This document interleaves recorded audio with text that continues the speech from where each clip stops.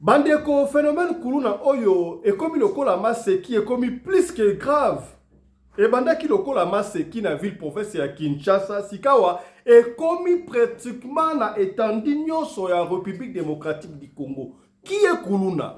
Est-ce que kuluna azali shege to azali mwana mdaku? Toyebi yango. Il y a une différence entre kuluna na shege. Bien sûr que ba shege msusu bakomaka ba kuluna, mais ba shege ali mwana oya koli na balabala sans famille bakangi yendoki abandi ko patati akomi nkimukolo ndengo wana à l'époque ki kuluna ezalaka te basana ya basi na ya mibali kasi kuluna bazi ebele ya kuluna bazali bana bene ya ndaku basalaka bana ya bandaku basalaka makambo mususu na butu bakomi babandi basase kokataka batu machete kobotolaka batu biloko oyo tobengaka na Afrique batoti pasi ya kosakana te eloko komi plus grave yaya bekomi na bakuluna ya basi kala ezalaki kobomba masiko ekomi officiel na ya basi epesi pasi tokotema na lisolo ya moko ya honorable na biso député mama Mbimbu oyo ndeko na ye bakuluna bakoteli bango na Kinshasa babeti ye masasi minduki wana bazoka yango babomi ndeko na ye epesi pasi ya kosakana te tokoumi na sisi oyo bakuluna te kasi avant badepute baintervenir tokoyoka oyo audio yango tokosola lelo awa kaka na émission oyo tokosola makambo ya influenceuse oyo yaya vie ya réseaux sociaux oyo ezalaka vie normale te bato ebele bomonaka baza bapatron na réseaux sociaux azokanga bafoto na bachambre ya kitoko chambre d'hôtel ntango mosusu azwi chance surtout bana basi bazwaki ye kaka pa motu moko abimisi ye ake na ye Dubai to ake wapi okomona asali bavideo ata 25 video na même nui wana aochangeaka kaka bilamba okomona peut-être yaochange bilamba mpe sabino oyo nasali 25 jours me nzoka kaka journée moko wana bato ya ndenge wana okokende na ndako na bango aza kutu na proma rideau okomona ata rideau ndako na bango ekatana mais ye aza boss na réseaux sociaux. C'est pour dire que ça là attention. On les appelle les influenceurs, les influenceuses, mais bah influenceurs nini merci à ma bé. T'as la vie est comme une merveille. TikTokers au Canada, la vie réelle, allez merveille plaira. Et bah ike entre bino bah ebi so na déjà to kozonga na yango awa na parlement choc pour na kozwa exemple ya ko aider ba ndeko mu susu. Mbote na bino bandeko balandi ya radio loko télévision bisika nyonso tubuzwami merci na confiance au peu fidélité bozali ko continuer ko pesa programme oyo parlement choc epai wapi tokuta na ba papa ya bwanya ba mama ya bwanya ba yeye ya bwanya pona kosolola makambo oyo ezali koleka bongo na communauté na biso africaine mingi ya biso batu ya mangala ngai babengaka ngai fiston pelende tata ya Sedek voilà elongo na ba honorable toko meka kosolola deux sujets oyo topesi bino bongo na sommaire na kati ya studio awa na moni ba honorable ça déjà toko so pesa ba honorable mbote et to souhaiter bango bienvenue c'est déjà Noël hein.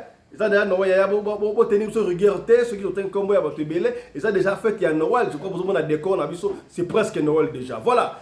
Na pesimbo te père honorable papa Johnny Mabiala la Durban. Honorable bonsoir, joyeux Noël hein.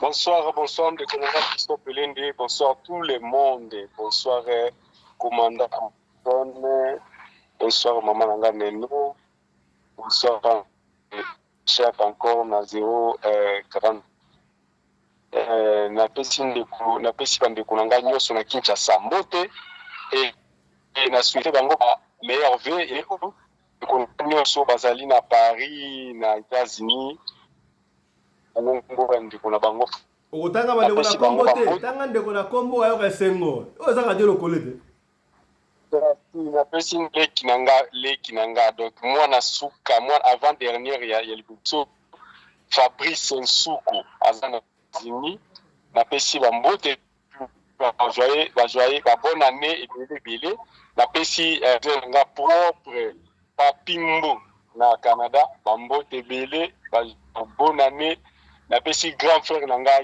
Charles ba mbote belé na pesi ya Jean Nsuku na Kinshasa na pesi lisusu mama Otinga mama Veronica na pesi ba mbote belé ba joyeux anniversaire ba bonne année et alors na bo sanité lisusu libota ya bena biso lokole bato nyonso dans le monde bazokoka biso na bana na nzambe nyonso bipai nyonso bazwami napesi bango bonne année Voilà. mama na nga nyonso ya kati ya Alain Fogod mama na nga nyonso ko bana mama Janine mama donc bango tout merci beaucoup honorable tokozonga na dédicace wana na suka lisusu topesi mbote epai ya honorable mama Nene Bopikiliki merveille joyeux Noël honorable. Merci, merveille, Naba honorable Nyoso, bonjour, bonsoir, papa Fiston, honorable président, Mbote, na papa Alexis, honorable, Mbote, na papa Johnny, honorable, Mbote, na papa commandant Anderson, honorable, Mbote, na ba honorable Nyoso, na ba quotité, Mbote, na ba landi Nyoso, la radio Lokole TV, et puis mbote lisusu na technique na biso ya radio le collectif yo bazosala misala malamu pote biso toleka na radio. Merci. Merci beaucoup honorable maman Nene Bopikiliki, c'est déjà Noël, joyeux Noël. La PCI merveille, joyeux Noël na honorable pasteur Alexis depuis Bundes. Honorable, bonsoir. Oui, bonsoir son excellence monsieur l'honorable président. Bonsoir Nangaï na pesi na ba honorable nyonso toza na bango na plateau. Et bonsoir Nangaï na pesi na toute la famille Lunda, c'est ma famille biologique, famille Lunda, particulièrement je salue ma jumelle Françoise Lunda à Paris, et puis je salue mes deux filles que j'aime beaucoup, Dorcas Mabenga ainsi que la joie Mabenga, et puis tout le monde qui nous suit à travers cette émission, que Dieu vous bénisse. Merci. Merci beaucoup honorable pasteur Alexis voilà, tu peux se merveiller joyeux Noël na honorable commandant Congo Anderson de Djobou, mon ami personnel, la voix digitale, porte-parole de la communauté congolaise d'Afrique australe. Ce que boy, tout le monde tout soudé. Merveille honorable. Bonsoir honorable Anderson. Bonsoir. Paix. Joyeux Noël. Na honorable président Fiston Pelé de Tata Stadek, le patron de la presse congolaise en Afrique du Sud. Joyeux Noël, pe bonsoir na mama Rina Pelende, mama Oyo Akabaka koleka mama Denise Nyakero, pe koleka mama Olive Lembe. Ba banga nyonso awa na studio ba ko débatteur nyonso, nkolo za na bino pe joyeux Noël. Na ba kolanda biso vraiment vous prêtez ma toy na bino parce que awa ba ko débatteur ba utiliser rabouanya pe maele pour nous repasser bino conseil. Merci beaucoup. Merci beaucoup honorable commandant Anderson. Tokeimba la moko na mention ya liboso ya biso tokoloma kuluna oyo. Mbura matari ya zoki mesure sikoyo.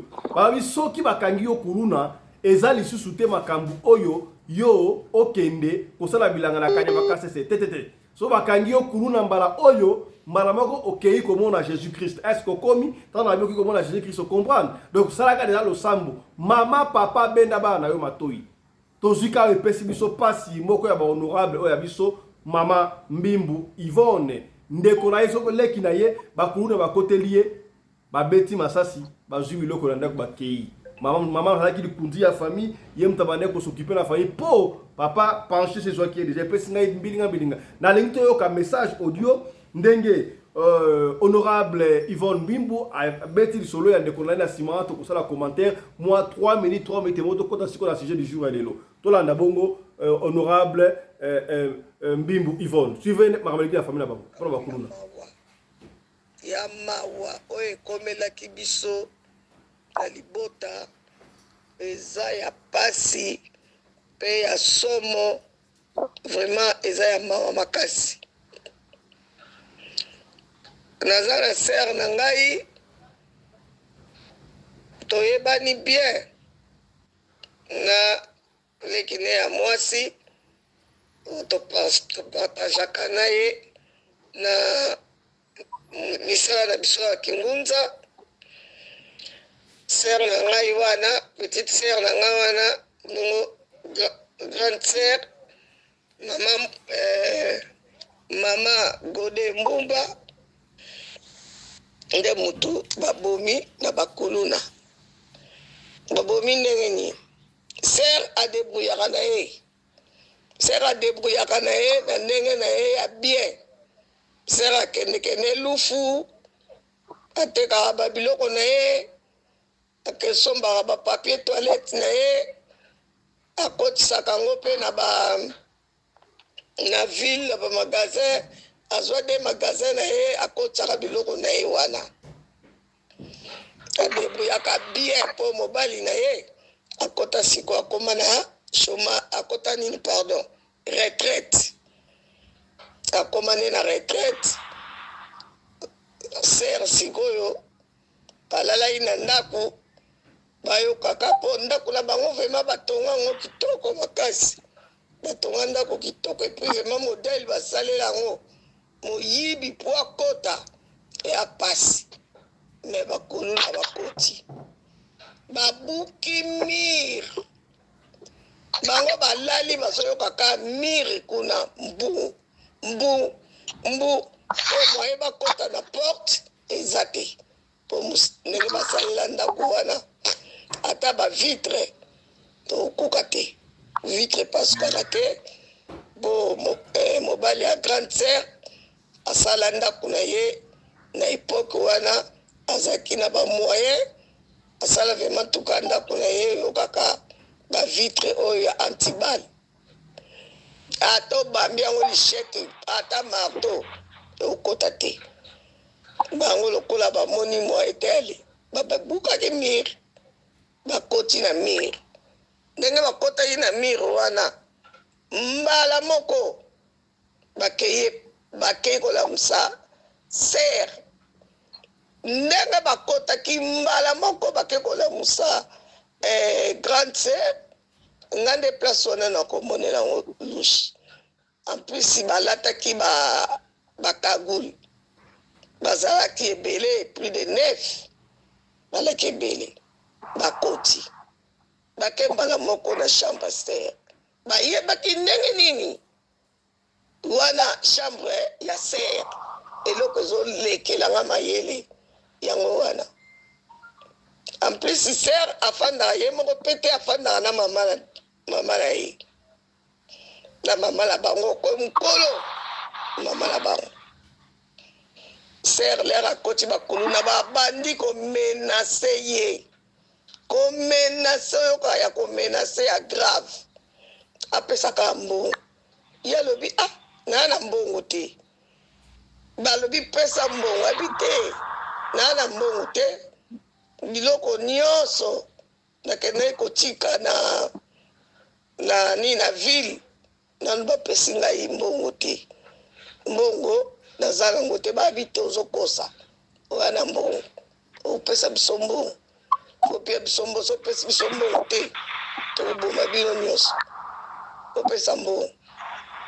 babandi komenase ser alobi bopanza ndako mobimba bofuye ata kofuye bokomona ke na mbongo te balobi jamais wana mbongo moko wana alobi ozala mbongo ozobomba mpona nini okosa mpona nini pa abeti ser masasi na lokolo biso lokolo ya ser epanzani mobali ne amoni bongo abangi bake kozwa mbongo babombaki $2500 bapesi bango lere bapesi bango bakei moko azongi lisusu alobi te mbongo oyo opesi biso eza mokie mbongo mosusu eza na ndako ye alobi te mbongo eza te naza sula mbongo te mbongo nyonso nazalaki nango yango wana topesi bino wana ser makila ezobima pasi babeti ye masasi bozwi $2500 eli bokei na bino bozongi lisusu oye lisusu mpo ya kosenga lisusu mbongo mosusu ser alobi mbongo kaka yango ser kuta azokoka sukoloba te kaka mobali na ye alobi mbongo eza susu te eske modele bosali mosi na nganga nakende kobomba mbongo na mama na ye ya mobange boye babimisi na mama bana nyonso balamuki bafandi wana na salon mwana mbali wana elabima neka ndenge wana tikala kobeta susu ser masasi na mokoloka wana ser par na makila ndenge bande kopima ser akwei leta bango bakende leta babenga bamema babenga baganga babenga bavoisin do bavoisin baya na mituka bakomi kobanga bamoni mwaye te lokola bana na ye moko bakumbaka bazwi mama na bango batie mama na bango na kati ya mutuka bu bakei bake na mama na hôpital bino moko boyebi kaka mboka na biso ya Kisasa soki ezalaki awa bangai barécupere grande sœur na Kisasa kuna leka bakomi kaka boyo sœur akufi. Voilà, toyoki histoire ya ndeko oyo mama Mbimbu, honorable Mbimbu Yvonne a relaté. Apparemment, c'est comme si bayebaki po atekaka na lufu. Ba mama maramba lufu oyo jalousie entre biso. Nga epesi nga peu confusion. Finalement, je ne sais pas est-ce que voilà, c'est comme si ça qui vole à mer ba bandi ba kotaki. Baye bango na chambre sengi mbongo. C'est fort possible mutu ba ki azwi mbongo na yebi. Bosikoyo na rolinga ba honorable ba combiner yango. Est-ce que y a-t-il une différence entre ba voleur armé ba bandi armé na ba kuluna to saka bango na pièce moko wana mais awa bi peine de mort comme pour ba kuluna peine de mort ba bi ba kuboma musote soki kuluna oyiba na oka so téléphone soki pe mbonga mutu ba boma ote kaka ba o ba kataka ba machette nde ba kubanda kuboma bango siko ba koyeba ndenge nini est-ce que kikuluna oyo ezalité ndenge na yango na ki honorable évêque Paul Azala mais hélas azali vraiment souffrant vous allez prochainement alors baka ça esprit bat ou ba linga mi ko ke so ba na pas banganga pas ba charlatan ba robesa o mwana wota toke pa mwana boti mwana bana wana bazaba na uta na mai bango de ba torero wana eza esprit mobimba oyo et boti kikuluna wana eza spirituel to eza na monde oya biso boy donc analyse makambu tu wana ba honorable to résoudre to rolobela awa sika boy to bandi na honorable pasteur Alexis lecture na yo sur likambuana et puis différence entre bakuluna na babandi ya mer mais to basaka bango moko wana wana lecture na yo tu as 3 minutes et puis on passe ne dépassez pas s'il vous plaît on n'a pas le temps. Oui, merci pour la parole et puis mes condoléances à toute la famille au Barachi Obungisa Ndeko Nabango. En tout cas, tout participer présent, tout partager même sentiment négatif Nabango. Différence, s'il y a différence entre Kuluna et Volmer armé, nous surtout bazo jouer rôle moko. Pour nangai na monaka différence ezate na Kuluna na Shege. Puisque oyo aibi abomi oh wana aibi akimi bango tu baza différence te bango tu baza niibi na koka pe ko distinguer bango te car ezalaki mesiko en tout cas na ba policier mususu ba se déguiser na bango ba kuluna po baza na ba arme neti histoire toyoki et ko za pe ba policier mais ba sumbeli ka ba kuluna der po ba bika kuluna pa ko tarabima bango nyonso tu po nanga na tie bango na saki moko. Je salue la solution que le gouvernement a eu. Vraiment ba kota ki na makanisi nanga ba tirer solution na po bango ba opesa biso terreur ba okotisa biso na ba frus moko bo alors gouvernement tanga vu décision bango pe fo ba kuma pe na terreur wana bango pe ba kuma pe na kobangana tangu ba yebi ke ba soki na simbi lichette bakangi ngai nga pe comme nanga kufa na si ba kozwa bango mo mayele ya kotika ka machette ou bien ba ko diminuer ou bien ba ko bana ko limwa na ba coin oyo bango bazalaka. Donc eza moi solution mo pour premier temps eza na une bonne solution. Je salue gouvernement, je salue monsieur le ministre pour la solution na sikoyo meni no koyeba ke oya yibi na lichette na oya bomi na lichette na oya yibi papa o ba bomaka baye barakaka baye bakabango bazali bakokanga bango bakosambisa bango bango na bango batekanaka baplan eza biso te eza groupe ya quartier oyo eza groupe honorable papa Johnny kanga micro s'il vous plaît. Honorable papa Johnny kanga micro. Alors Honorable Papa Johnny Kanga micro.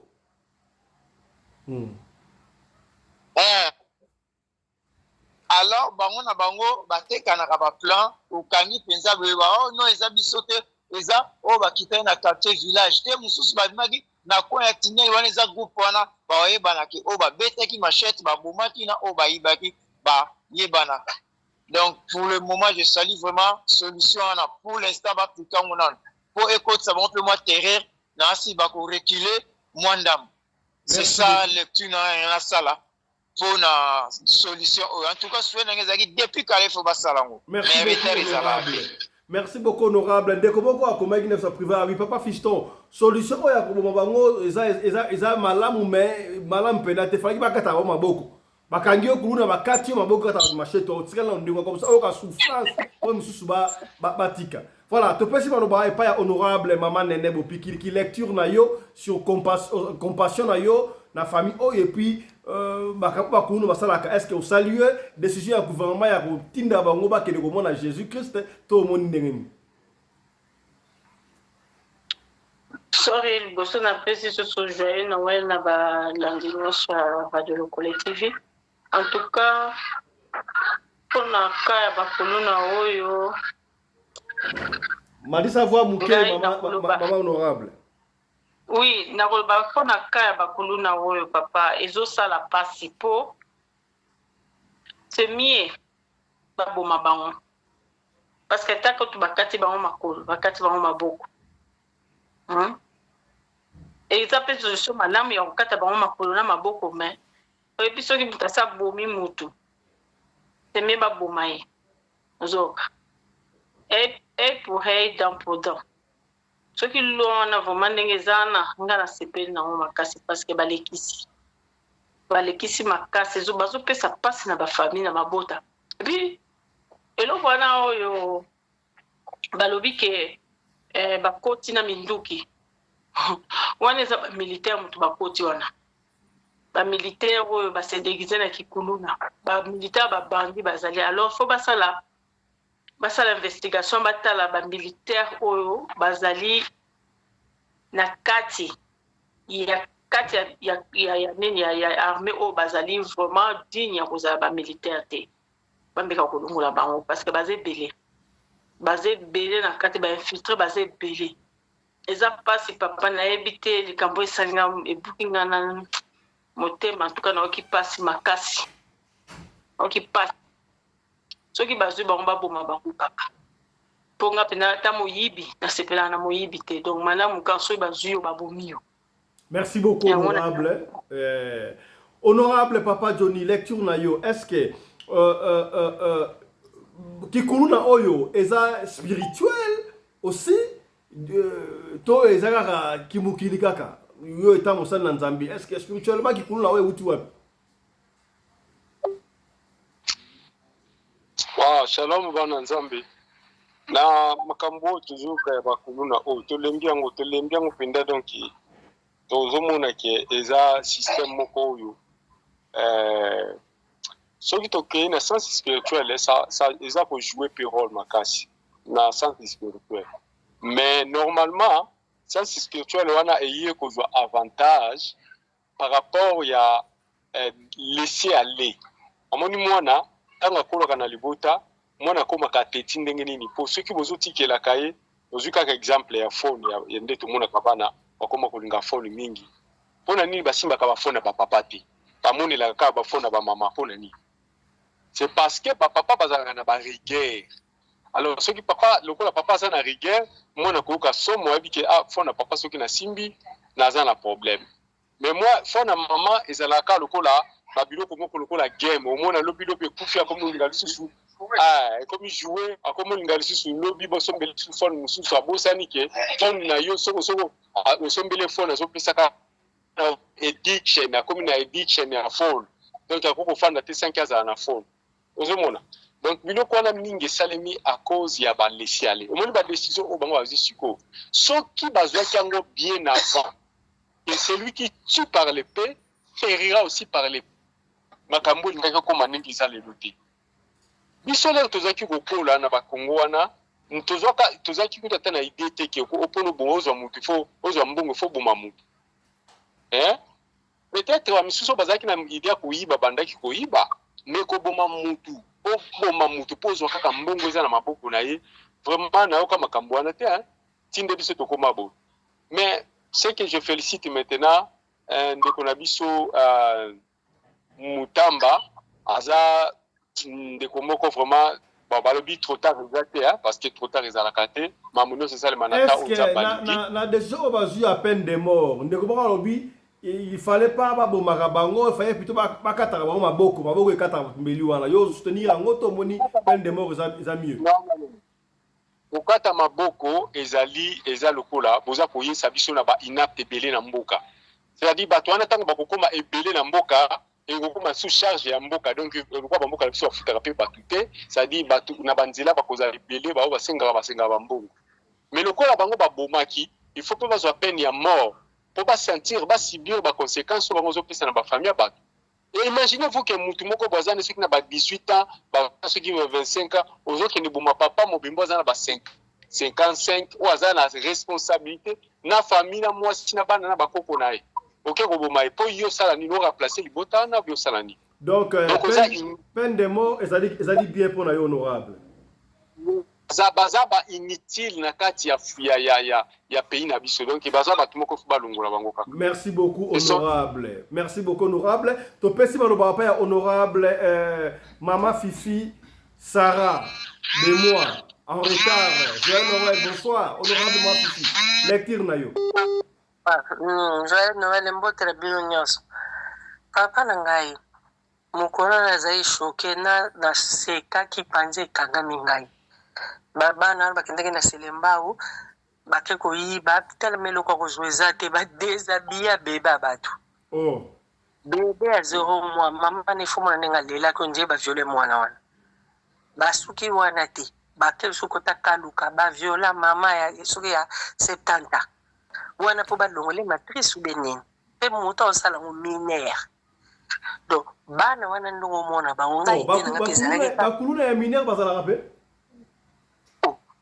so tali bango ne bajijaka bango tala na bourgmestre TV bajugement na bango bazali azali 16 ans 13 ans azali monsieur tout bamande côté ce que problème ezali ya nini peut-être kama openda otungisa ngai ezake nani oyo ezake bana wana bamisusu mingi kati na bango bakomi mpe na pratique ya mabe ya kokota banganga bamelaka bamakila nyau babiaka bambwa mpo balongola émotion bapratique wana bakomosala yango mbona ezolongola bango kobanga ti baotangisa makila elobeli oti bon les trois eza ke bato bazowuta basimetiere bango bakotaka bana na nzoto po ce dernier temps basimetiere na biso basali ya sika wana oyo ya kala mindele bakanga ba esprit ya bato babande ko bima te pour nous contre banjota batna désordre oya lelo donc ça ne va plus donc bakoma na bako bima na bana cimetière ba oya kota ka nzota bana wana ko bangezate kulune koma na tongo na midi na pokwa ikoma ka kira malaria ozomona ndizali ikoma ka kira malaria moko na mona ki azobunda azokata mai soko esko ezaka na mai ya kalamu wana ntango yo ozokata ngo na mashete elingi oloba nini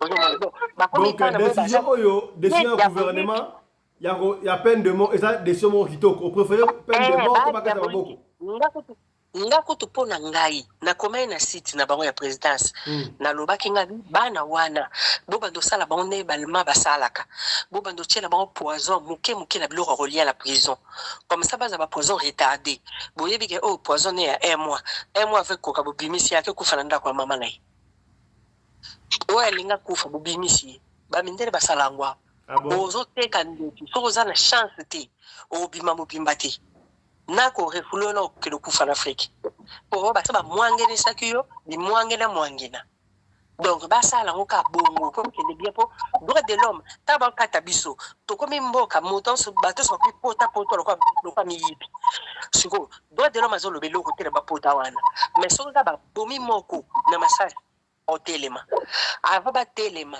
poison ezali poison ezoboya oyo baronde baotia makasi wana batiela bango yango nde baki prison wana babanda olikide bango malembe comme ça topema milimo wana ke ebakisama na cimetière totala nde bakobima bakota kote mosusu. Merci beaucoup, honorable. Merci beaucoup, honorable. Le message est passé. Topé Sika Maloba et pas honorable Maman Yvonne Mbimbo. Ndeko Nabino.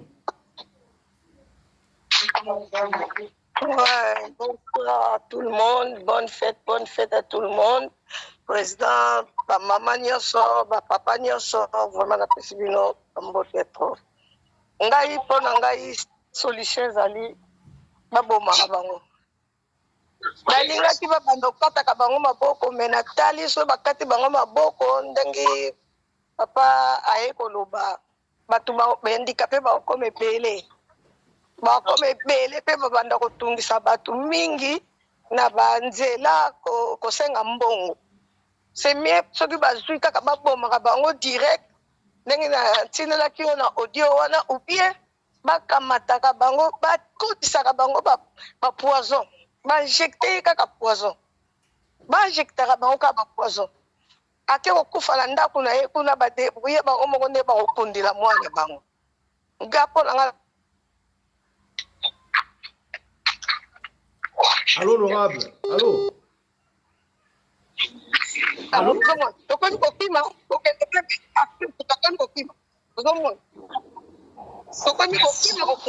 Donc, pour Nayo, honorable, pour Nayo, donc, peine de mort, et ça très bien. C'est bon? Voilà. Merci beaucoup, honorable.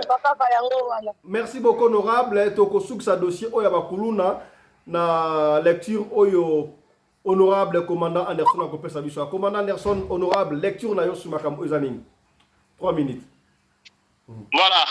Merci beaucoup, honorable président, pour la parole. Vraiment, tu vas compatir dans la famille Oyo. Bakufisi, maman, na bango, na liwa ya bakulu na Oyo. Ya solo, ezapeta bakulu na minduki. Bazali, ezapeke minduki nyonso, ezaka pa basoda te. Bakulu na bazala na minduki, bazali. Maman Yvonne na papa Johnny Bokangera ba micro pa. Ok, merci maman Yvonne. Le sac qu'on a maman Yvonne, papa Johnny micro s'il vous plaît. Alors, na dai ko lo baboy. Ta compatir non seulement la famille à maman ba otiko boma awa de maman Yvonne, mais ta compatir pe na ba famille mususu ba dai ba victime, neti oyo ba ke violer koko ya batu. Omoni ngai ko bimisa mobeko oyo ezali malamu. Mais il fallait ba tcha ba garder fou na mobeko oyo. So bakangi kulu na banima bomaye avocat oya koyala kuzo bakenga sambela ye a défendre ye bakanga ito bomaye ozala bien omona ki ba walobanga e komi pendengo wana soko défendre kulu na bakangi pe babomio. Ah voilà, so que ça ne wana ça très bien parce que bakulu na wana banyokoli batu na niveau moko boyo oyo banima ba no donc kobangisa biso na mboka na biso. Baza kosala mabe koboma batu na mboka na biso. Donc il faut pas boma bango et puis makambo o tchaki ono o ayibi téléphone o aboma kité bango so baza mulongo moko. Soka ayiba ki téléphone lobi soka zi occasion o boma muto boma ye. Soko boy ko pesa téléphone ona akokata o machette, soko boy pesa téléphone ona akokata beto machette na kingo osoki musise katani pe osali morashi okufi. Donc ezaka bazaka nenga mo bango nyonso. Ba boma bango nenga na sans défense. Comme ça, et que la population va vivre dans kimia. Et ça, tu na mboka. Non, non. Alors, comme elles ne veulent pas respecter la loi, on doit les tuer comme ça. Kokata bango maboko, Congolais za mutama wa, on mona lobby a pesa biloko aza ko nourrir ye, lobby a romona pe, nga na vanda na Angola na yebi. Nani Onita, bazaka na général moko bo, je crois général Gato, qui vous te mais Gato bande ko ya savimbi. Azana libo mo vote. Bakata liboko mais liboko mo wana za osana ba opération. Donc bakuboma bango, makaba okata maboko te. Baboma bango penza basi na bango. Au moins de ça on bomina premier groupe. Honorable. Oh solo baba bango baza batu, baza banyamate batu, batu Oyo babomi oyo, mama oyo mtozaki na lufu, mbala kota retraite asala raté, babomi non seulement maman na, babomi na maman abota ye pour vivre sous pendant longtemps. La grand-mère là va mourir. Bana wana baza traumatisé ba misusu vi na bango bebi parce que maman na koluka na mbongo nda za ko foutre bango minerval donc ba koma bana moko ba malheureux na vie pona ba kuluna wana donc non seulement la maman là mais babomi toute une famille. On doit tuer les gens comme ça pour arrêter cette histoire de kuluna ici de Chege et aussi là. Ceux qui vont faire une mesure de grâce, ils vont continuer au salaire biloko wana. Oh bazo il y a chance la yeka nyamaka sese bate yama. Oh batikali mbula matari azo charge na bango baboma bango comme ça buzo bawe aussi na mboka et ko sala susute. To ko kite bato ba na ko vivre na ko banga na kata mboka na bango moko. Pourquoi? Parce que ba garçon moko boy, ba bandi moko boy, des voyous, baza ko traumatiser bato, baza ko boma bato. Donc on doit les tuer comme ça. Sans défense et Rosala bien mingi peut au moins que mboka rozonga na kimia buzo be Rosala susute. Merci na ministre ya justice Konsa Mutamba kola pa morayo commandant la police to mona ki unité spéciale oyo ba sala opération Ndobu ba sala yango ba ravager bango au moins ndenga za la kawana so ba cheke o kuluna oyo aza kuluna te eye bana kanango. Donc baboma bango basida na bango okomona ke kimia ozonga na mboka banda bakanga bakaba oyo basoma kambo de bakaba enlever bato et c'est là. Donc on a juste comme ça la justice doit faire son travail et tuer tous ces brigands ici comme ça population est fan de la kimia. Merci beaucoup. Merci beaucoup honorable commandant Kongwa Anderson Jobour. Ceci nous amène na deuxième motion na biso et pas wapi tokota la sikabwe to beta lisolo ya influenceuse oyo na ebité ko beso kiso ya merveille so merveille o ça la kabongo na Canada to mona kena ba TikTok ye er moko pe afinga kabatu ba ça fait ba guerre er moko na o kombo na nani oyo msuso Marie Ntumba e consomme yango na lobaki ya vie o ya TikTok vie ya réseaux sociaux et la vie normalité o komona ba fi mususu na réseaux sociaux donc yepena za boss patron alingi komona mutu ka batute il faut asenga kanga photo na kati akoba ko coopérer tina batu ya ba grand hôtel ba koti kuna akangi photo bano ako changer ata 25 bilamba koto azo mami ki la binu ba photo no asala ki 25 jours na Hilton Hotel asala ki 25 jours na hôtel boka luxe kuna na Dubai. Monsieur Super va mettre la mais la vie sociale baza kitoko baza normal. Monsieur Super mona yembe sumaka si lokola yé pedado giye makama mibali ada champion. Mais la vie normale boye aye bi kutu makama mibali balia ka mbongo lokola zoba. Et pe simbilinga bininga. Ngala mitunu sko mutuna. Est-ce que mobalia influenceuse oyo abebi seli ba mibali sukop parce que moi si à Bengisiye à partir à Kinshasa bande ko baike basi balanda ki histoire oh mais to yena ngona parlement choc pour na ko traiter yango sika boyaya c'est une sorte très récente to traiter ngona parlement choc pour na aider bande ko mususu ndeko oyo na lingi ko histoire na ye ndenge ba ko beta asima to ko pesa ba honorable maloba basa na analyse sur solo oyo ba te apé bande ko mususu to na histoire ya influenceuse oyo suivez. Une influenceuse et polémiste congolaise en pleurs après que son mari l'ait quittée. C'est l'histoire de Mervyn qui a financé son propre mariage et le voyage de son mari de l'Afrique vers le Canada. Malheureusement pour elle, ce dernier va mettre fin à leur relation tout juste 2 mois après son arrivée au Canada. Cette histoire vient nous rappeler une fois de plus que l'amour ne s'achète pas. À force d'accepter des hommes avec des situations financières catastrophiques, vous allez finir par devenir des victimes. C'est vraiment triste à dire, mais Mervyn pensait que le fait de financer la vie de son partenaire allait faire à ce que le monsieur ne la laisse pas. Mais malheureusement, comme José l'a dit, tout laisse. Aujourd'hui, l'homme qu'elle avait tant aimé au point de faire des folies pour lui l'a laissé. En effet, LB, encore appelé Julien, c'était l'amour de jeunesse de Mervyn avant qu'elle quitte Kinshasa pour aller s'installer au Canada pour les études. Arrivée au Canada alors qu'elle était en train de poursuivre ses études, Mervyn va faire la rencontre d'un autre homme qu'elle a décrit comme un grand monsieur plus âgé qu'elle, avec lequel elle va avoir sa première fille. Malheureusement, cette relation n'ira pas loin et elle gardera un souvenir amer de ce monsieur. Plus tard, en 2018, elle va se reconnecter avec son amour de jeunesse, Monsieur LB. Les deux vont réaliser qu'ils étaient toujours amoureux, étant donné que c'était une relation qu'elle n'avait pas vraiment consommée vu son jeune âge à l'époque. Elle va se reconnecter à lui, ils vont se rappeler les bons moments passés ensemble. Vous savez seulement comment l'amour de jeunesse se passe. Vous êtes très jeune, toi la fille, tu as peur de tes parents. Souvenez-vous du genre d'excitation que l'amour de jeunesse peut vous procurer. En tout cas, ce qui est sûr, quand Mervyn était à Kinshasa, les deux étaient réellement amoureux et leur relation était même connue de la famille de LB.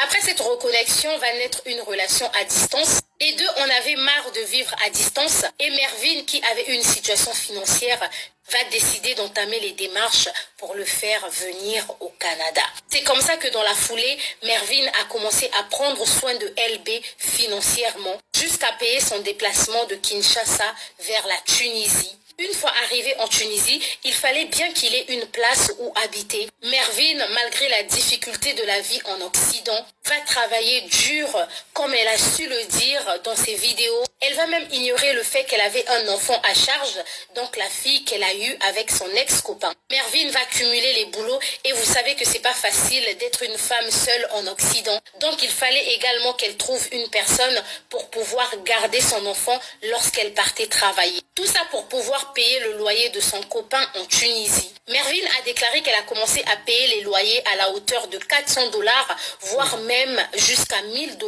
parce que les demandes d'argent ne s'arrêtaient pas. Son copain lui demandait constamment de l'argent, sans compter de l'argent qu'elle a eu à investir pour faire des cadeaux de tout genre à son copain, voire même jusqu'à lui acheter une voiture. Mervyn pouvait dépenser $5000, $10 000 pour son copain, ça ne lui disait rien parce que c'était une femme amoureuse.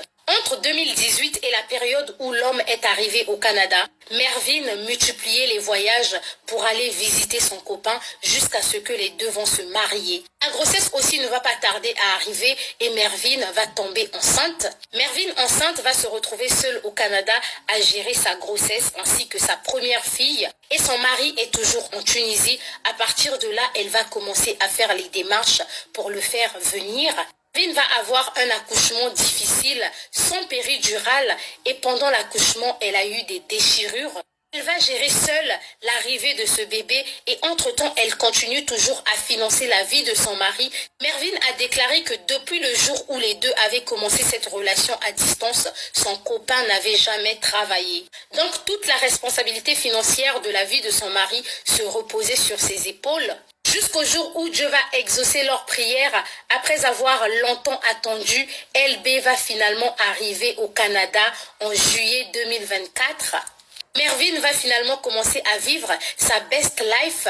Elle avait enfin cette vie de famille dont elle avait tant rêvé. Son mari était finalement à ses côtés et elle se sentait comme une femme accomplie. Vous savez que Mervyn, c'est une influenceuse, donc les gens vont commencer à dire « Ah, t'es tout le temps à pied et tout, tu n'as pas de voiture ». Son mari va également lui dire « Moi, j'en ai marre d'être toujours à pied, il faut qu'on achète une voiture ». C'est comme ça que Mervyn ira prendre à crédit une Range Rover à plus de $50 000.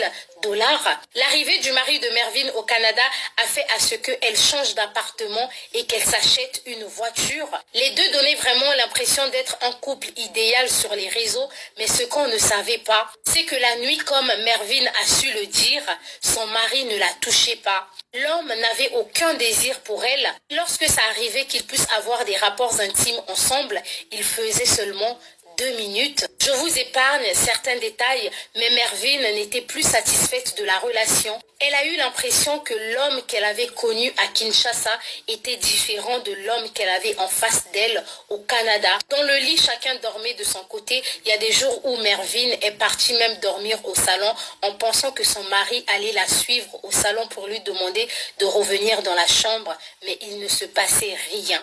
Au final, elle va se rendre compte que l'homme n'était pas vraiment amoureux d'elle. Elle va réaliser que le monsieur l'a vraiment arnaquée en amour. Il ne l'aimait pas, mais il avait fait semblant d'être amoureux à cause de tous les privilèges qu'il avait. Et parce qu'il savait aussi que la femme allait le faire venir au Canada. C'est comme ça que dans le désespoir, Mervyn va dire à son mari, même si tu ne m'aimes plus, On peut continuer à vivre dans la même maison, il va rien se passer, mais reste quand même, aide-moi avec les enfants. Tu as déjà eu tes papiers et de mon côté, je ne peux rien faire. Donc, s'il te plaît, reste quand même avec moi jusqu'à ce que tu vas pouvoir trouver un travail et prendre ton appartement à côté de la maison. Mervyn, dans sa tête de femme, pensait peut-être que les choses allaient s'améliorer. Malheureusement pour elle, du jour au lendemain, le monsieur va partir de la maison sans donner de nouvelles. Mervyn a craqué dans une vidéo live en expliquant tout ce qu'elle a vécu dans le mariage ainsi que l'ingratitude même de sa belle famille. Elle pensait peut-être que sa belle famille allait la soutenir, mais malheureusement pour elle, la belle famille a pris la défense de leur fils, à l'exemple de sa belle-mère qui a déclaré que si la relation est finie, c'est pas grave, son fils va se relever. Mervyn n'était qu'un pont pour la réussite de son enfant. Cette histoire n'est pas totalement terminée, étant donné qu'il y a un événement qui est venu changer le cours même de la situation. C'est la découverte de la grossesse de Mervyn. Alors qu'on ne sait même pas encore de combien de mois est cette grossesse, la belle famille a déjà commencé à renier la grossesse sur les réseaux sociaux. Je reviendrai vers vous pour plus d'informations. Pour l'instant, je vous laisse mettre vos avis en commentaire. Quant à Mervyn, elle mérite tout notre soutien. C'est une femme comme nous, elle est tombée. Je ne suis pas mieux placée pour la juger, mais tout ce que je peux vous dire, c'est qu'un homme qui vous aime réellement n'a pas besoin de votre argent pour réussir. Sur ce, prenez soin de vous et surtout faites attention à vous. Cette histoire, on va revenir là-dessus. Une émission à Lobby na Tongo avec image, beaucoup de Mervyn. Beaucoup de image oyo bomoni awate na parlement choc. Et puis singa mutuko soit l'histoire peut singa mutuko soit ma essuie mama bokira lo bakeno soki liba le kufi mwana na ye zaika Mervyn azayi pont pona mwana ye akomesika liwana akoluka mwasi mususu. Donc, babosani, ba bienfait nyon surtout au Mervyn à Sali. Alongoli moi la bonne à Kinshasa, Tunisie, Canada. Musala Oyo, Mubali a sala kapona mwasi.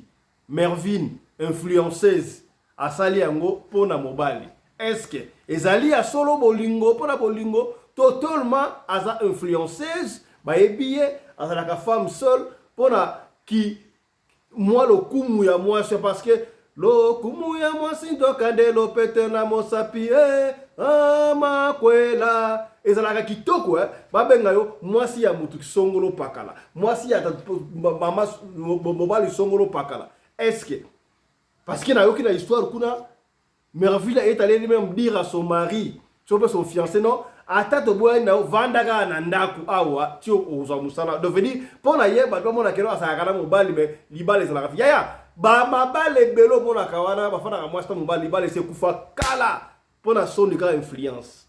Et puis singa mutu ko so na commentaire na ko sa des até na ko la commentaire na émission Lobby na Tongo kasikawa na pesi maloba epa ba honorable papa Alexis pasteur honorable lecture na yo sur le solo oyo au moins na ndenge Mervyn. Oui, merci papa pour la deuxième parole. Vraiment, ezo sala pasi na mabala oyo basi bazo ke mibala mibali toujours na Afrique bazo bengisa on na poto en 90% baokuta toujours na ba déception. Pourquoi ba déception pour ngai? Parce que déjà de nature eza penza bien te moi si ok nobala mobali eza penza bien te de nature. Soko lingi mobali, je connais encore l'histoire ya sœur mon aux États-Unis, c'est pareil. Mais soko lingi mobali, ba edaka mobali a se débrouiller na mbongo soki a s'organiser ayeba na mobala yo. Histoire mon na ebi ezali na famille moko j'étais le nom na ma campagne, nazalaki pe na copine na famille wana grande sœur na bango penza linyaki mobali ne makasi me makoki ezalaki te. Bazalaki pe na mbongo. Akokai pour faire sa mobali mbongo mobala akobala mais qu'est-ce qu'il a fait a solo la kina papa na ye abi kopé na ba moyen ba nini penze ezate soki to ko lukeli musala akota musala ndeye pinzanda obalanga bazwaki garçon wana na famille na belle famille no babaiteka copain bangaje na musala garçon wana bosa aya kobala fi wana mais bafi wana bazali na mbongo apesa pe mobali akobale nasalaki yango te bangaje garçon wana mutuki na ye moko aya kobala fi wana lelo baa na Canada c'est bon de nature eza bien te ya kobala pinza mobali la plupart baconséquence ezosalema be mais famille ya mobali pe na mobali oyo nayebi naloba mpona suki andeka mwasi famille ya mobali nde bamemi garçon na bango na erreur tout se fait ici-bas baloba soki karma existe oui existaka po fi wana na mutoki na ye tala bamalédiction mosusu yaka kutoke na ndaka nganga te mibi te kaka oyo ya bomwasi soko bia betango kaka na mabele boye alalela garçon na coussin papa atosambela nzambe ajuste eyelanda garçon wana puisque apoignardé na niveau moko que ça soit mabe bobwana na ndenge moko ya amiable ata ye tabengisaki olingo tike me bobwana na ndenge mabe oyo akoboyana ke na ndenge poignardé un jour tozongele soit tokoka garçon wana sango na ye famille wana pe mimiga mwana moi ça me mis au na Tunisie c'est ça papa c'est ça famille wana eza vraiment nayebi te na mama wana ayebi koconseille mwana te nayebi te bajare ya famille mosusu eza na biso na Congo to na sa mokili oyo nzambe akela batie mwana bongo na erreur lelo to lobi après ça bakoya kolelaki tia na sai mwana bango mabe aza capable ya kosala tout lokola garçon na Sénégal 2 mois ayebi ne Canada bien te influenceuse wana ayebani ayebi basircuit pokoyoka deuxième soki Alexandra mosusu oyo na parke wana garçon akendaka kufi donc aneza kumonte pani vengeance je vous dis vrai je connais beaucoup d'histoires tokutana na bango tokutana nango alors famille wana ebenga mwana bango barange ata soko azonga libala te papa fiston omoni so bwani na mutu na mukono exemple to na bwana ki na madame papa fiston to banesala musala na voiture banesa 5 minutes na changer arrêt estikaka oke na ka kozwaka kaka bis na re oke po mona kai pour sentir kaka bien puisque pesaka passe mais jusqu'à ce que mukemi ko mesani ya oboseni pe ba 3 ans yango na vanda misala ka passe 2 mois babengisi okati bolingwani za okaba botelo beefsteak na munoko omeli ata ko mela to tafunite kei c'est ça. Merci beaucoup. Alors que garçon na maladie na ina succès na fille na ina succès na chute awa na bandeko na biso tu basi ezala ta merveille o ce comme une merveille ezala ba misusu boye barango ke place yo vandi libali pe bazali o ya série pe koleka ya Afrique bazali. Ne faut pas chercher des midi à 14h bo bengisa ba et puis azaki mobali na kala ayoki ke de yeso mena mobali mususu oboti bolingo pe dinaka po ye pe na sima atikala ye kosala pe bolingo na ye aza pe na carte na ye pe oyo pe assuré ke si babengisi nga yo ndoko ya alors bandeko na biso basi botombaka na berero te botala kwa muninga ya bino mwasi akoye po kose suicide na ye bamingi pe bamibwaka bazali baka ezebele papa fiston mobali asali ka ba poison bien ka na raya clem mwasi akei ou bien kaka estomezo lianzoto na muta sida soko tali kutaza bien sera kei soucia mobali ya mwana bandioka basi botalaka mibali oyo boza kobengisa na Afrique loba bozalaki ne wana ya kotize mbongo mpona yo potiaki ndambo ye obengise mais soki kaka mobali mosusu abengisi yo obomi libala po obengisa wana okozala dessus celui qui tue par l'épée mourra aussi par l'épée oya boyaki mobali abengisaki azwi mobali mosusu yango wana pe yelie alors na chute wana papa na ngai merci beaucoup honorable papa pasteur Alexis topesi baloba esa honorable mama nene de alors yes pona ngai pona bolimbisa moke naza nzeba pona ngai nakoloba ete Merville wana mwasi oyo eza conseil na leson monene pa bato nyonso liboso ndenge tozolobela ngo papa fiston azali awa Merville alandaka biso azoyoka yo omoni na mokili ya lelo ndenge bana basi bakomi kosala baavance epai bana mibali tozoloba wana na ka wana au moins mwasi ozwi le devant obali mobali osali nano avance epai mobali mobali soki osali avance azwa osu na valeur te parce que mobali nde alandaka mwasi nzambe asala yango lolenge wana toboyi te baza na mibali mosusu ya timide bazali me na culture na biso baafricain mwasi akoki kobanda mobali te mpe mwasi akoki kobala mobali te abomination ya monene koleka nyonso ozomona okozala heureuse te sikoyo moto bobanda na ye ntango bozalaki soki bajeune soki nini bozokende bozotambola bozozonga yo okendaka poto ozala na poto ozongaka okende afrike oyebi nazominimize bato afrike te bolimbisa ngai susu oza na afrika wa me nangi nalobela bino boye boza na comportement moko boye soki omoni mwasi aye oyo tozalaki na ye obandi koluka oprofite pourquoi pas osouvrir liboso ya mutu olobele bapasi na yo soki ezali moyen asalisa yo asalisi yo dans l'amiable ke obanda kopropose ke tokobala et puis biso mpasi totika na comportement wana ya kokendaka mpa mobali obi navoni nakomi désespéré ifo bana ngai na yango yebi soki mwasi oyo aboti mwana moko aza mama aboti bana witi bazwa kobala ye bongo yo kaka oyo ya mwana moko mpona nini toza désespéré ndenge wana biso bana basi eloko wana esalinga mpasi esalinga mawa ebuki motema na ngai ozoka alors nasepelaki nango te merveille soki merveille soki nini eza nzambe afuti yo nzambe pene afuti yo mpo olingi koyoka te epuis lisusu na bashow off na komimonisa bambatubi wana bino bana mikolo koza nango ezoleka mbeka biso tozala omona bana batambongo koleka bazalaki wana bakobilakisa ndenge bino ozobilakisa te so oza nango pourkoi posesa babola posesa mwana oyo boti nayebi soki mwasi akoki kovanda mwasi asuccès combien donc azala na succès il faut azala na mobali na ngai yebi bino nde kwa na yo tovanda na Canada osala makanisi te okokanisa deux fois te libala eza suka makambo nyonso te libala eza suka makambo nyonso te biso tovanda ba 17 ans na libala 17 ans eloko nyonso baza kosopela na makolo mais soki oza heureuse te okoluka nini il faut longwa ozomona alors kokende kobala mobali eza abomination oyo omoni wana fuka mazonga makolo ya nzambe tuna ye volonté na ye epa na yo kolinga te osala oyo yo olingi osala ta mosusu oza na appel moko boye na appel wana ozomona yango mpona yo olekaka obanda koinfluence bato na kati ya batiktok wana ce mie opesaka ta bato baconseil bato bayeba oyo ozali kati na yo oyo nini ezali kati na yo oza na eloko motu ya kati na yo oyebi yango te oyebi yango te yaokende kolinga mibali eza pasi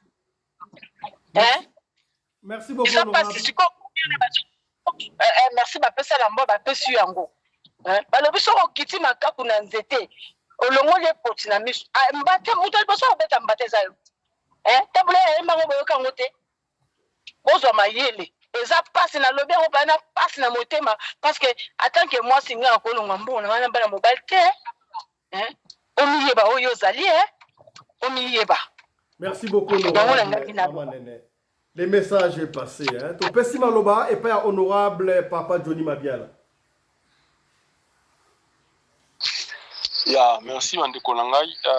Doki cri du cœur ya ba mama na biso na ya ndeko na biso divine, ce qui divine. Mervine, voilà, Mervine. Conseil na kopesa liboso epa na yo Mervine parce que yo nde moto ozwi nanu choke na makambo ya bolingo.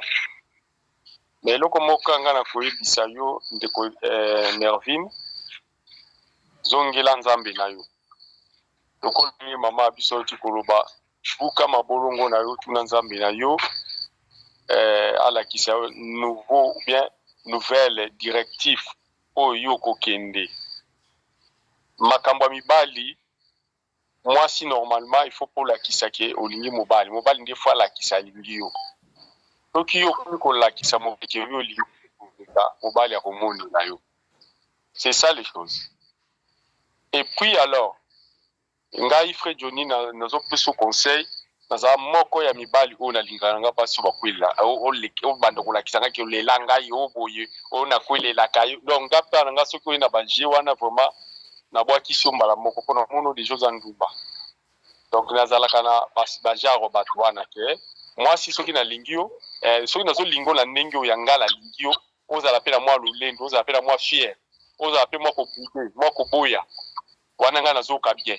Mais soki siko esali ke ni kaka mbala moko komi kosalila nga ba cadeau moko ezanga tina bani na comprendre déjà que yo oza mutu moko oza bébé. Donc je crois bien que mobile na waza pe mutu abajara lolengi wana. Donc il n'a pas compris que mbongo ya poto ba mbongo o apasi o bato bazomona na kati na ba hiver mutu azoluka mbongo a déplacer na Kinshasa le musoza la ko tambola lipa pa la Goma ozaki kutala mutu akobengiso na ba poto te. Mais mutu abatu asali tout alongolo na Kinshasa akomiso moi quelque part alongolo moi quelque part wana commission tina Canada. Yo yebi combien de personnes bazoluka ba koma Canada? Oyebi combien de personnes o bazoluka na Afrique du Sud awa bako ata Canada wana. Mais yo balongolo na Kinshasa na place mboka o bato alamuka na tongo ayebi atelo koni akolia te azo defana no mapa kolia na poko après akimi mama bato mapa na nyongo nae. Alors balongolo na mboka lolengi wana yo komi na poto komo saka na mona bato mobali yebaka yango que le tout se paye ici bas. Les choses que nous faisons ici tokofuta ngo musika te bandeko te to soki tokufi nzamba kaka wana mabele na kopeso kaka exemple moko boyebi moto moko na nzambe kombo na ye Paul était un bon serviteur wa komela biso ba Bible nyonso ebele tozotanga tukobanda na Romain tina sekuna kaka Apocalypse na ba Pierre de Pierre wana 3 livres eza na simana ina komate. Mais le reste wana nyonso ye mutakoma. Boyebi makambo Paul asala kana mukili boyebi yango bien. Mais boyebi via Paul ata kwandimela ka Masia ata ko Masia kutana kinaye. Boyebi via Paul ndenge zalaki na mukili. Paul n'a pas vu comme toi et moi. Vina ino selikana na ba prison akende ba kangi abima ba kangi. Donc il a tout payé parce que le corps ici doit payer toutes les choses à na mabele. Alors ce qui moi na bato abimisa ki mbongo le musu mama na bango azoli la moi 100 ren moi $100 apesa mama na bango te azokanisaka ke yo mobali na oya pembeni na ye otango bokoko mama boko mibale bosangisaka po bo soutenir ba famille wana. Il a tout fait pour toi, elle a tout fait pour toi. Mais toi ton tour aux anxéliers les obabengi monnaie de singe. Merci beaucoup honorable. Tourna yo ezali ekoya kobo salangote. Mais soko za mutu zo kanga koloba sala tout ozongela mwasi na yo po continuer vie na bino po o consoler. Soki yo boy a tozaka awa tukuluka. Merci beaucoup honorable, le message est passé. Topesi maloba et pas ya honorable maman Yvette Mbembo. Lecture na yo. Bonsoir, Ponangai, Malobezali Boé. Biso ba mama tozo kende pe mabe makasi. Biso basi tozo kende mabe, tozo kende malamu te. Toboyi te. Ya bengisi mobali. Ya zalaki wana za kope na ye yakala. Yo deja awo zaki na mobali na yo. Kope na yo wana yakala. Yo ke kisasa lokola oya awa boyoka nite, oke Congo, oke sutu, kozonga na kope wana. Est-ce que kope wana zaki na bolingo na ye? Lokola yo kope ya yo kakikala kepa ya merveille ya lobi na ye ke bon, na lingi yo to bala na to fanda nda kumoko tout sala na komemola poto. Kope wana alinga ye te ako accepter. Ako accepter to matato kita ako accepter. Mususu bo tangu ya ye awa asali tu abali ye eza kutu honte yo krake mwasi abali mobali c'est la honte ye merveille no abali mobali wana bali kopena ye lera abali ye bayene awa ti na poto bapo baboti mwana moko mwasi babota tiko ndenge bayene awa est-ce que ye merveille atika ki TikTok atikaki kofinga donc honorable olingo ke mobali wana akimie pona aboyi mwasa finga trop moi mais il faut qu'il peut mobali libala wana eza nanu ya sika il faut savourer bolingo na bino il fallait afanda même ata ba 4 ans moko boye après nde sikoyo tiktok soko kokota no yango mpepesela kombo angaka ndobanaga mobali ne ona lobi keta papa tika na kota kata 2 fois par semaine par jour po yango nde mpepesaka biso mbongo oyo yelaki awa ewutaki na oyo na makambo ya tiktok yango te mbongo toliaka yango ewutaki awa mbongo ozomona ozotambula na voiture kitoko boye yango nde ezowuta awa ifana ifisa mobali eyazwaka peta ya kolamba ozomona po bango basimbi kofinga batalaka nsima te baza na groupe moko wana ya Karim Mokonzi bango nyonso babalabala bamariage ya minene pe baboma mabala mibali yango bakima bango mpona nini likolo ya tiktok ta ya kolamba ezalaka na bango te ta ya kosala misala eza te ndako sali te makambo nyonso tusali te oza na ta meme ya kosukula nzoto na yo te mpo soki so ofandi tiktok oyoka te moninga kuna loba boye so moninga kuna kaka bandi koloba yo kuna ya leplace ozalaki kosukula basali okati ye akoyoka nga lelo oyo nga na koloba na ye akoyoka nga lelo me mobali no aza wana aza na posa lia mwana na yo aza na posa lia nyonso kaka mpo mobali asala lokolo obengisaki ye akomi boyi na yo tokendeke mpe na tozongaka mwana mobali wana akofuta ne te mpo asali ne mabe te azalaki na bolingo ya fii wana te ozomona kope na ye ya kala ye moko azongeli ye mwana mobali wana abengaki ye te garso wana abengaki ye te ye moko azongeli mobali na ye ya kala yaka tofanda na biso mama mpe ya garso wana alobi papa kende vi yango oyo ye mosusu bazala bango na vi moko ya pasi bamoni ke nzela yango wana emonani basala nini bakei loba kaka nde mpo mabe baumeli te loba kaka nde mpo baumeli te sikoyo ye wana merveille akomi omoni molangi oyo nakangi yo asomi na bakumba nakangi yo na kumba akotisi na molangi gileti yango ekobanda kokataka koyo kaka akotisi na molangi ye moto atinda te okende kozongela ye merci beaucoup honorable mama toyokaka mpe na soni te tozalaka mpe nao na soni kote wana bamama otika makambo ya kende kobalaka mibali Honorable Maman Yvonne, merci beaucoup. Le message est passé. Topesi maloba et pas ya honorable.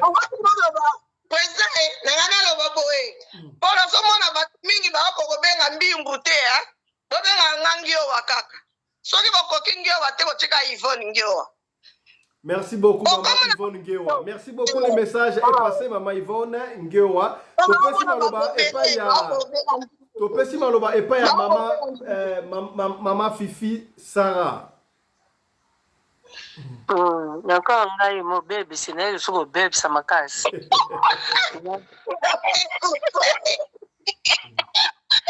Ye kikwata. Komo kinene yesengele yango kikwata Mervine yo. Babengi sa yo bomwana. Lokola yo mesala ko bimana mibali bando zaka na 2 ans. Puisque na ko kamwa yo tata na bengi sa ozalaka mwana muke oyaka classe. Oyo kubala mobali awa bobote na mwana simbiti okoko zonge okoko zwa oyo ekoko tingi bokuta na réseaux sociaux kokosa te po ba perodo oyo kena kubale wane yindela ebino et puis to mona ka photo na kata voiture ovandi bobana ya Tunisie to zokosa puisque visa ya Canada bazaiwa biso ba congolais lokola na Congo na biso ezalaka ambassade ezati tozaka so na consili tokenda kozela ka ba visa na biso kuna na Burundi loba ke okonoko zo mobali no aza Rwanda papa Rwanda longe ba Rwandais okonoko zela visa no kuna kokosa te et puis ndenga zawana garçon wana babala na te na ndimi te babala na famille faut zala ndenge ezali kaka lokola ye alulaki ye na réseau sociaux lokola balinga na réseau sociaux ndenge toyokelaka eyindelaka bango bakesala mariage donc ye akendaki abali nde mobali na mairie ale lokola koto oyo aya kobulone aye kozwa mwa mosala ala force nde bapesi mobali visa yango mobali ya kolande soko ntango mobali alandi yo kosokola pasi koswana ebele koloba pe oyebi koloba te oye moto Mervine asokolaka te amonanaka kaka kosokola ne mobulu elongele flou bosikoyo amona déjà pa azo komélanger baproduit ata biso bakateri na nganga bongo te mélanger ebele donc nayebi te soki couche komba apakolaka na journée sikoyo ovandi ozokipe mobali bien te mobali akomi alcoolique mobali aye na kuiti mokolo wana asi permettre ofilme garçon ya bato atie na réseau sociaux soko nga nazoiluka nayeba biso tokota réseau sociaux soko envoûtement nini ezwaka bango baza na groupe na bango baya banvoûtement bafille bachantal ebola bakarine bango nyonso bafilme ya mibali nayebi te soki baya na envoûtement nini mpe baza na chance ya kobala mpo bozo ozwa mpe mibali yango oyo kaka bokabolingana na réseau sociaux bokabonela mpe ka wana mpo eza anormal comment okofilme mobali notiongo na réseau sociaux na conflit nini yango aye na kuiti afingi yo te abeti yo mpe te mofilme ye irresponsable pepepepepie soko ozali na besoin bokabona monoko apelisaki na réseau sociaux soko ntango esalami pourkui ezoswa ye abala na ye mokolo tiktok azalaka na makolo te na maboko te babala na bango baombani comme ça atiki mwana bato atelengana ne na Canada okatisaki efleve ekoki soki oseya ekoki te il faut oya kofinge lisusu nga na kamwaka bango ozopakola bakushe no ya produit ebele tala mélange bolo yango ezalaki tala monene bolo ezalaka na mayonnaise monene wana apoti apakola mobali mosusu okende kosalela bamalédiction ya nini yo bota ye mpe malédiction ezwaka bamario te soki azoyeba te bamario bazwaka malédiction te mosusu azoyeba te ase renseigné bazwaka malédiction te mpo eza bizali na ye amesana nango balesaki na basi ye pasandelaka seigneur mpe nga mwasi alesa ngai bango nde bazoba ye pasaka priere seigneur pesanga mwasi alesa nga ye amoni ezoba amoni kizengi te ndenge aza wana mbongo nete perte abala ne mpe lisusu te puiska okabwana ne kaka lokola atosi tata na ye abengisa ye te akoma kofinga tata mona tata mbwa omoni mpe vi ne bebi tata na bango papa asali makambo ebele mwana wana awa afa mobali wana kuta ya eyala ndenge aye wana maloba mabe mwana mabe moko tisuka ya solo ye afinga na bibembe nabibembe afinga oyebi makambo nalobaki komanda mama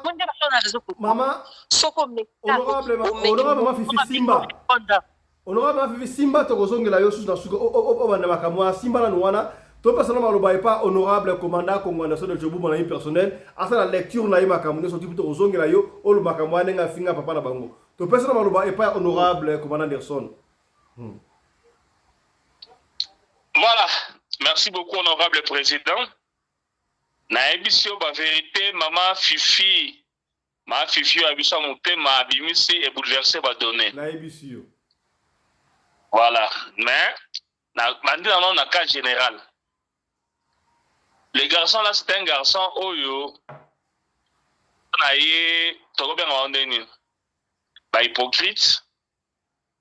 Mutu oyo awa la vérité te.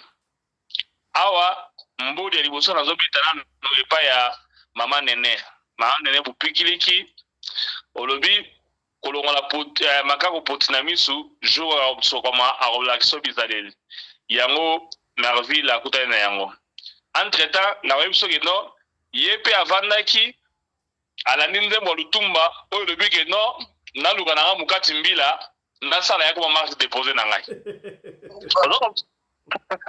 oza comprendre donc na nzembo kaka ye pa yo nzembo aluka musali mukati mbila asala yako marque déposé na ye aboye na mbala poto akiti na Kinshasa ageluka mukati mbila na ye kuna a forcer meme na mikili akoma marque déposé na ye donc azabeka na raison ya oza mobali mais na makambo oyo ndenge na mama nena lobi ke kobala mobala ezali abomination te manene eza abomination te bozwi nde moto ekipaka mwasi so oza na bozwi mobala eza nango te soki olingi osala nini opesa ye mongo bala na yo donc kopesa ye mongo bala kobala wana indirectement ezaka ke non yo moko mibali eza makambo ya lelo te banda kala nga aza na oncle na nga na ye na katanga awa mokulu bacoki aza travaille na shentemba mwasi basi bapesa ye mongo akenda kobala bango donc eza makambo esalamaka problème oyo nakanisa ye vraiment ke Merville akweyelaki libabe na yenga na kotele mais bien merci ma fifi ya biso tendresse ma fifi ya batandula ma fifi ya mutema aye kolakisa biso mpe susu badefo ya Merville oyo ake kofilme mobali na se ya kwiti déjà au départ soko otali bafoto ya Merville na garçon wana namoni place te garçon wana azoseka aza na esengo te namoni yango te nalukaki natala na video ya mariage na kati ya voiture ndenge ma fifi alobi awa amifilme kaka ye moko siko nayebi te mobali azali na mopanzi mpona azwaki ye te nayebi te parce que le mariage olakisi biso alliance très bien siko na mopanzi na yo alakisi biso te donc na comprendre yango te mais vraiment na bana basi oyo bakitaka kotonga mibali na Congo eza situation moko très difficile il faut vous avoir la chance ya kokutana avec un monsieur honnête or eza pasi pourquoi parce que baya ya komona na kini wana baza na bamumi na bango bana basheri na bango garçon wana nani Merville ntango akitaki na kini akutani na garçon na girlfriend na ya kala na boyfriend na kala garçon wana azali na pasi bozomona garçon loko mi mapeka mama na zolo bageno tika mwana biso akoza mwasi mususu azali kosufrir na Kinshasa na aza kolia kwanga na kwe na kwanga na kamundele asilisa pangusi maboko acha maboko na posha leki nzela donc ntango Merville akitaki na kin mikiliste ye alengaki ye mais lelo akomi na poto akomi yanki bandeko bamaka mosusu fotolo na na voie normale eza na yaya moko te na kini wana okutana na famille pauvre petit moyi moko ta mikila ya yo lakisa ko osa leki gros do bazate babola teti basila mpiaka esilisa babola teti ki enquête evida donc ndenge azalaki wana petit opo na ye azalaki soviétique petit ozali mpo na ye azalaki seigneur petit opo na ye azalaki sauveur de l'humanité petit opo na ye azalaki mama bonheur petit opo na ye azalaki kwa nzambe akitelaki na Kinshasa wana asise ye basomeli na mutuka na Kinshasa basali nyonso bakosala mpo na ye balongoli na vie ya pasi basomeli na mutuka lobi bakomi na Canada akomi yanki soki mwasi oyo Merville aza mwana mabe bakao ekomi mpe basi ebele omona boye abengisi mwasi abengisi mobali na poto ntango akomeli yanke kuna nde ntango akomi na poto oyebaki no famille na nga na koyotika mpe famille na ye mpe ezolobaki no tika mwana na biso nyonso na mpo na nini bamama moko boye avia pasi azokanisaka mwana akomi na Canada vie ebongi bamakambo bandikaka na Canada na ayebi yango te. Vous allez vous rappeler ici qu'un jour téléspectateur moko akomaka ke non il ne faut pas que mobali bien moi c'est vie à passe. Moi j'étais pour. Donc c'est la même chose. Eux ça Rolanda eux. Soki garçon, soki LB, soki LB eux. Soki vous na famille moko boya ba bozui. Maman na aller quoi sur boité. Maman na fallait la conseiller parce que tu as tout intérêt à revivre dans mon malamu pendant un certain temps. Que oya bo dans 2 mois, on a la sebizali na yo, on peut se faire OK. Ah, ya petit frère. Dans vous avez na kinona, raisonner ba mpia ko ze obeta na kinona. Makolo so beta o kene o ne mutu na matongi o ba do pension so ba honorable Nenel mama Fifi Alobi mais mama Yvonne Palobaki yango mais soki yo mobali moi si ozokipe mobali te oza banda tongo tipo kwa TikTok na TikTok siko mobali okima te ndenge nini. Voilà, merci beaucoup moi na boka Fifi Opedete.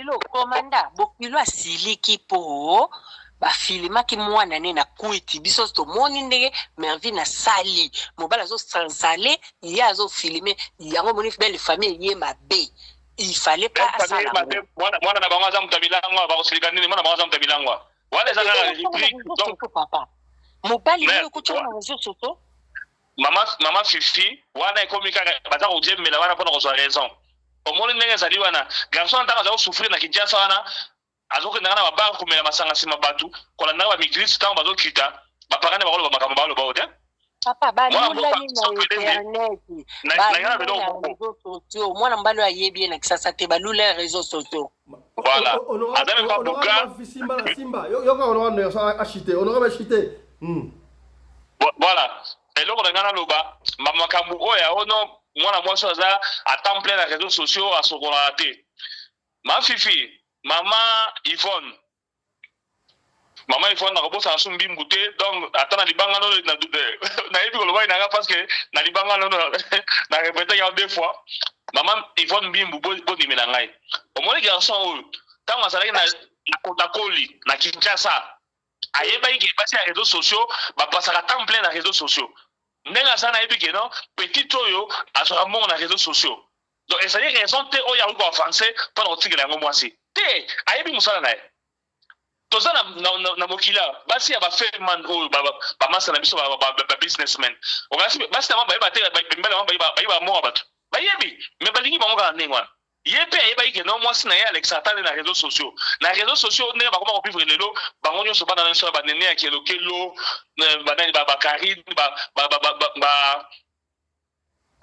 Jaël show ndenge ba fifa kawana il faut dans la matière il faut dans autre ba matière rebelle pour so ba fifa rebelle. Et ça, les garçons, moi, joueur à Lingui Jaël Show. Très mal éduqué, impoli à Mokili Mobile, ma baby, ça mal éduqué. C'est un garçon, tant qu'il y a pour l'année. C'est la même chose que ces garçons ici. Ayeba qui n'a pas fini au sol. Mais à ça, au Canada, comme au Canada, comme ça, on va changer à la face naïe, à qui m'a ça la ouana, ça la ouana.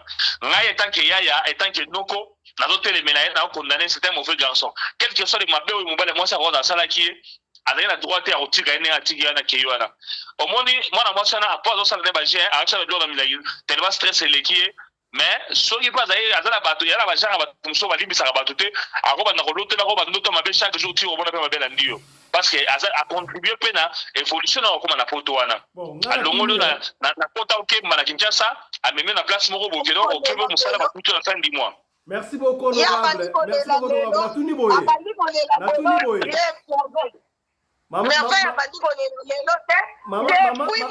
Honorable Maman Simba. Maman Vivi Simba.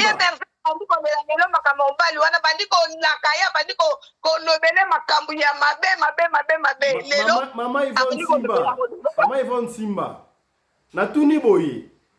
Pona nini soki mobali ya bengi si mwasi na Afrique akena na poto et que mwasi asalié boye akimi ezalaka problème te.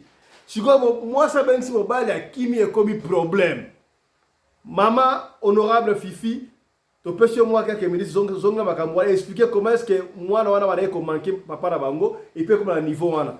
Rapidement, une minute, chacun va finir avec Commandant Anderson. Ngai na yebaki abandon beta tatane bambodi azo ko manquer respect na réseaux sociaux. Ndeti nini? Comme ko lubia tatane maloba mabe. Bon, loko le leka kala ele ki kala ta ba 2 ans. Abanda ko sala ndengwa na va bala. Ikoma ki rando ena tatane tango pa bali tanga comme na zemi ya bébé oyo ava garçon aya. Azo ka rando mo pena tatane akoma ko finga tatane na réseaux sociaux. Moi no Mervinho. Sikoyo tango mobile aye lokola ye fete ya dot po bango batatembi balakisa ba photo na réseaux sociaux to mona ka photo ya vandi to mona mobalité siko ndenge pengata yebeli libala ngo ndenge ba ofinga yetanga ke bala to yebi ke ba bala na réseaux sociaux ba yeba ni te aluli mobali na réseaux sociaux ba linga na réseaux sociaux ndake bala mobali et puis likamba Tunisie ya lukuta voiture pe à 50 000 lukuta voiture ba somo na Canada bango na ba jeep na bango wana ya Canada o ya ba minene wana mindele basi ba pentele o mikinza biyango ba tambula kana ngo o ya sombi asomo 50 000 na koteni ndako kutu ozo ko somba ta tableau te o tsana ndako po ndako za kitoko salon kaka na ndenge to mona ka yena ba direct na cuisine wana ali chambre pe ngolo te akene bisa 50 000 asomo mbali jeep atika ba vantir ko ati atika vanta atika ka to vanda mobali basima bande oswana kala bazonga na baswana me ye Mervina kebanayi awa tosali émission soki eza babese na bango na mobali ne elongi ya barwande wana akozonga mabe moko akondima te ya solo baza capable ya tout baza capable ya tout Pone ba tovandi boye okokamaka ba osala ba beze. Pone ni mikolo lokola na matanga ya mwana wana ya Alexandre ayokana kite. Soka komo luka ba eka yanga zo luka makambo. Akomona. Voilà, maman honorable Yvonne, rapidement, maman Yvonne, rapidement. Omoni ye na alingaki de sikoyo akase makambo ya Alexandre. Po bango nyonso tuna makambo ya Alexandre bakitaki bazalaki sute nyonso bazali koloba no bamama bayokanaki sute bango tu bakitaki penza. Sikoyo ye alingi sikoyo akase makambo wana po ye amata po abandaki na makambo ya Alexandre sobo yebi yango te abapaka na ngo deja abandaki koloba deja makambo ya Alexandre wana ozomo kaka lobi yango mwa 2 semaines moko botomona mbala moko akoti mbala moko makambo ya mobali na ye Mama Alexandre tala ninga salaki afingi mwasi ya bato mama wana bilo bobo yokati yango te mwasi mama Alexandre wana Facebook zeka yena yiti Mervin bato so basiri kele ki merci beaucoup maman honorable Nene Bopikiliki Mama Xazali namoni sikoyo mama Fifi makambo lobi mpona Mervin parce que naza vraiment naza TikTok mais nalanda peda buzoba ya bato wana te parce que bazolakisa nano nao ke baza nao na éducation te bawuti nayebi te bamama nini babotaki bango nzambe alimbisanga po mwana oyo azoleka na batiktok kofinga baparent na ye tuda bazalelake mabe one aza wana keka kopola na makambo na lokuta aza na moni afuti papa honorable papa Johnny Mama Xazali